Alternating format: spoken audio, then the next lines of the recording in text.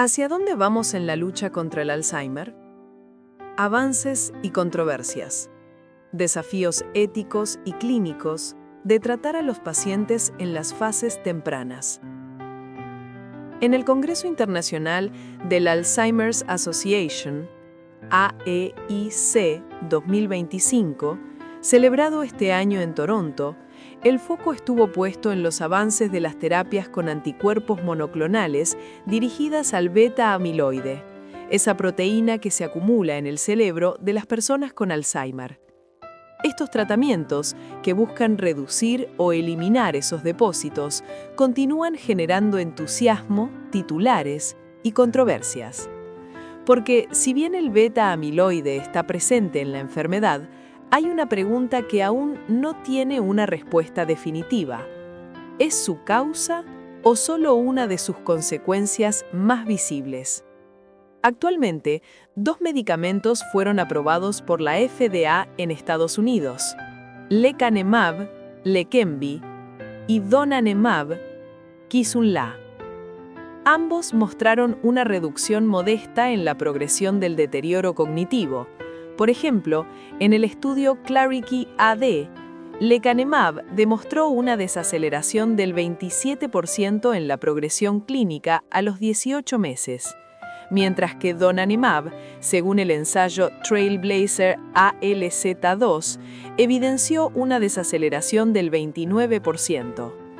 No obstante, si bien son estadísticamente significativos, estos porcentajes no representan una mejora sustancial a nivel funcional en la vida cotidiana de los pacientes. Tampoco fueron aprobados en Argentina ni en Canadá, donde las autoridades aún evalúan tanto su eficacia como su seguridad. Y es precisamente en este último punto donde aparecen las mayores alertas. Estos tratamientos presentan efectos adversos importantes, especialmente las complicaciones neurológicas conocidas como ARIA-E, edemas cerebrales, y ARIA-H, microhemorragias, que pueden alcanzar entre un 25 y un 30% de los pacientes tratados.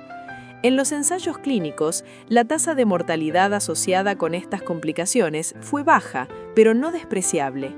En el caso de lecanemab, se reportaron 3 muertes directamente relacionadas con ARIA, mientras que por el lado de donanemab falleció el 1,6% de los pacientes, en su mayoría por efectos adversos cerebrovasculares. En medicina, estos porcentajes son clínicamente relevantes, especialmente si hablamos de pacientes en fases iniciales de una enfermedad neurodegenerativa. 5 problemas claves. El primero es genético. Los pacientes portadores del gen APOE en sus formas 3,4 o 4,4 presentan una mayor predisposición a desarrollar Alzheimer, aunque también una mayor vulnerabilidad a los efectos adversos de los tratamientos. El riesgo de sufrir ARIA se duplica o triplica entre estos pacientes, según los estudios clínicos. El segundo es clínico y diagnóstico. Estos fármacos están aprobados únicamente para personas con demencia leve, es decir, en fases iniciales donde los síntomas son sutiles. Se trata de personas funcionalmente íntegras, por lo cual exponerlas a edemas o hemorragias cerebrales genera un dilema ético profundo, especialmente porque el diagnóstico en esta etapa nunca es 100% certero y siempre hay un margen de error, lo que implica que podríamos estar tratando a personas que no tienen Alzheimer con medicamentos de alto riesgo. El tercer punto, aún más complejo, es que existen mutaciones genéticas como las de presenilina 1, presenilina 2 o APP, que no se detectan de forma rutinaria y que están presentes en un pequeño porcentaje de personas con Alzheimer, entre el 3 y el 5%. Algunas de estas mutaciones se asocian a formas tempranas de la enfermedad, pero también pueden encontrarse en pacientes seniles. Lo preocupante es que estos casos podrían tener una vulnerabilidad aún mayor a los efectos adversos al presentar depósitos de beta-amiloide en vasos y endotelio cerebral, incrementando el riesgo de hemorragia. El cuarto punto es económico y sanitario, ya que estos tratamientos son extremadamente costosos. Aplicarlos en pacientes cuyo diagnóstico no es plenamente seguro, con efectos adversos relevantes y sin un perfil genético completamente evaluado, plantea controversias clínicas, éticas y de salud pública. El quinto punto es que para determinar que se padece un probable Alzheimer, se requieren estudios complejos, como la tomografía por emisión de positrones, PET, o el análisis de proteínas en el líquido cefalorraquídeo, LCR. El PET cerebral es una técnica de neuroimagen que permite detectar la acumulación de beta-amiloide u otras proteínas patológicas en el cerebro.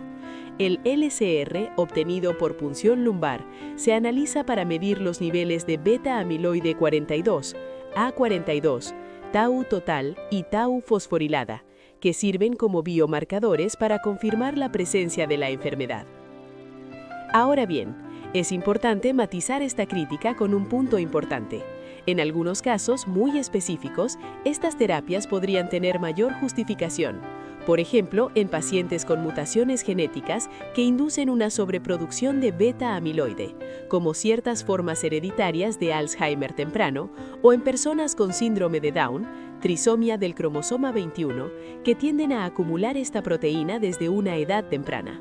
En estos grupos, donde la patogenia parece estar directamente ligada al exceso de beta-amiloide, la lógica de actuar sobre esta proteína tiene un respaldo más firme. Pero, más allá de estos casos particulares, sigue pendiente la pregunta de fondo. ¿El beta-amiloide es solo la causa del Alzheimer o simplemente un marcador asociado?